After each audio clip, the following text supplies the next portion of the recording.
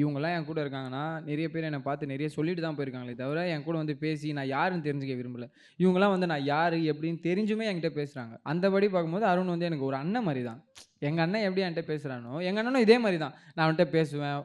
வாடா போடான்னு சொல்ல மாட்டேன். பேசுவேன். அவன் கூட எல்லா இடத்துக்கும் போவோம், சில் பண்ணுவோம். நல்லா ஜாலியா இருப்போம். ஆனா, அருண் வந்து எனக்கு இதுல நல்ல வழியும் சொன்னான். "நீ வெளிய போயிட்டு எப்படி இருக்கணும்? எப்படி நீ ஹேண்டில் பண்ணணும்? எப்படி நீ பேசணும்?" அப்படின்னு சொல்லி எனக்கு நிறைய டீச் பண்ணியிருக்கான். மனப்பாடம் மட்டும் சொல்லிட்டான். அருண் வந்து is a nice human being. அதுதான் வந்து இருக்கிறதுலே ஒரு பெரிய விஷயம். அந்த உள்ள எதுவும் வச்சுக்காம அப்படியே ஒரு டிரான்ஸ்பரண்டான ஒரு பையன். எப்படி சொல்றது? நம்பி இருக்கலாம் அவனோட ஃப்ரெண்டா. ஒரு சீக்ரெட் லாக்கராகவும் இருப்பான். ப்ளஸ் வந்து ஒரு டிரான்ஸ்பரண்டாகவும் இருப்பான். அது ரொம்ப ரொம்ப முக்கியம் ஒரு ஹியூமன் பீயிங்க்கு. அது எல்லாமே அருண் கிட்ட இருக்கு. மச்சான் ரொம்ப டீசெண்டாக பேசிட்டேன்டா. அதான் எனக்கே வந்து இதுக்கு எப்படி ரியாக்ட் பண்றது? ரொம்ப நேரமா அவன் ரொம்ப திருப்பி நல்ல ஹியூமன் பீயிங். அவன் திருப்பி இன்னொரு கேமரா முன்னாடி போயிட்டான்.